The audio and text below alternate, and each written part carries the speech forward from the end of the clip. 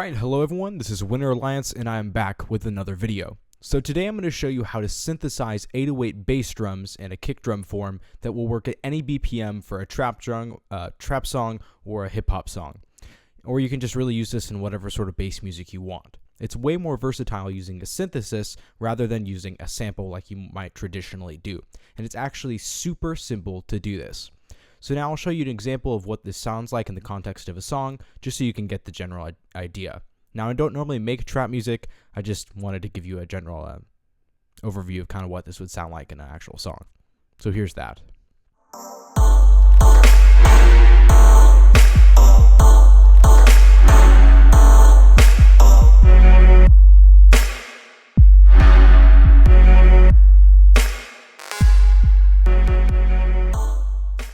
Alright, so that was in the context of a song, and now I'm going to show you what this sounds like soloed.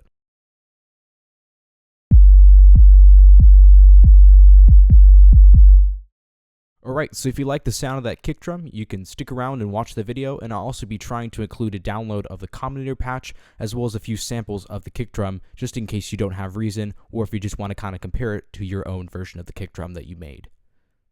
Alright, so to start, what I'm going to do is open up the browser. I'm going to go to Utilities, take a Combinator, drag and drop it into the new Reason 8 sequencer, and then I'm going to move over to Instruments, grab a Thor Polysonic Synthesizer, drop it into the Combinator, and I'll actually be starting off with a preset that has the basic kick envelope settings that we want for all the pitch envelopes and everything.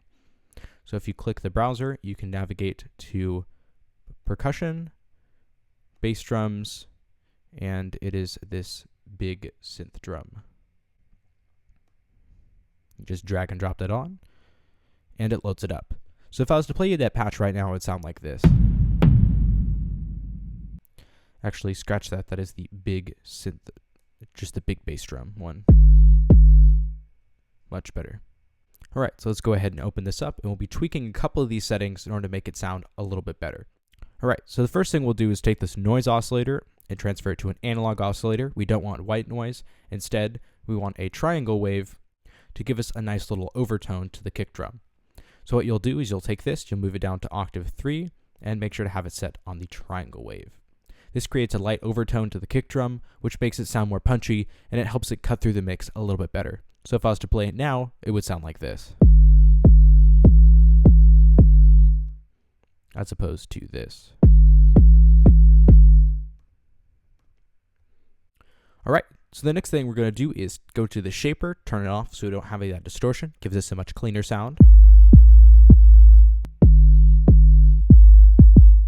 And makes it sound a lot deeper and much lower.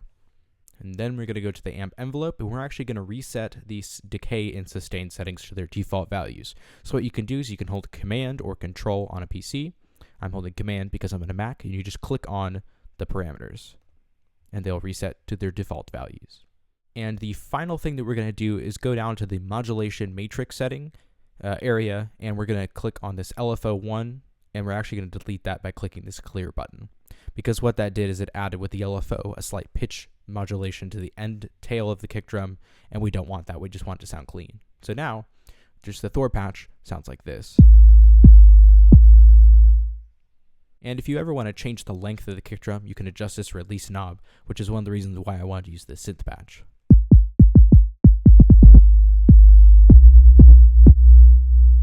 And perhaps you don't want to go too long with it, or it might cause issues. Alright, so the next thing that we're going to do is that this synth patch has a lot of mid frequencies, so we're going to right click, create the old school way, a M-class EQ, not the compressor, M-class EQ. And we're just going to be scooping out a lot of the low mid frequencies. So I'm just going to do a real wide Q and right around 270 or so, maybe a little bit higher.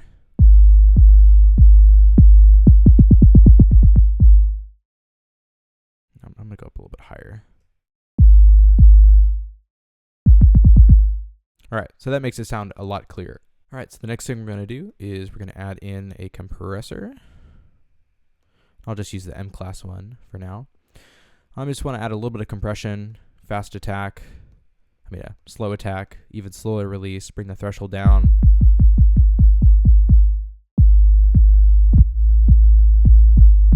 and that just gives the kick more consistent sound. If you want more information about how to use compression, I'll put an annotation across the screen to the link I did to the video about compression a little while back. Alright, so next we are going to use a rack extension. We're going to be using the Softube saturation knob. You could use a Scream 4 if you don't have this, but we're going to be using this. Put the keep low on so it doesn't affect the bass frequencies. Just turn up a little bit.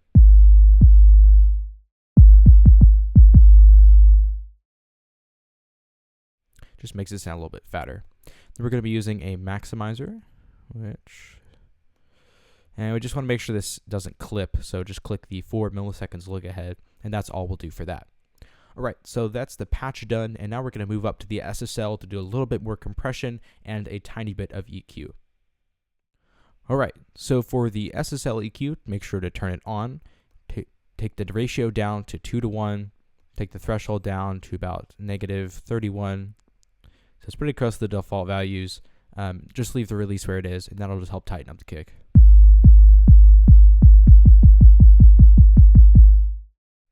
Alright, the next thing we're going to do is we're going to add a little bit of EQ. Just take the EQ. If you hold Option, you can adjust the Q size, so the width of this actual parameter. And we're just going to bring that down a little bit around here, just to, again, add a little bit more clarity.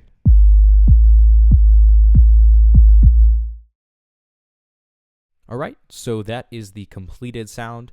If you liked the patch, don't forget to subscribe and like the video in order to help me out. And one final tip, if you're making any sort of house music or some sort of future-based music or whatever, you can use an 808 kick just like this to provide the sub for your track. You could try sidechaining it to a shorter, more snappy kick drum, and you can get all sorts of really long kicks or really cool sort of bass effects. So there's tons of reasons to use this, even if you don't actually make trap music. And as always, feel free to tweet me if you have any sort of questions. I try to respond as quickly as possible. And also, or if you just want to say hello. Alright, thanks guys, and I will see you all next time.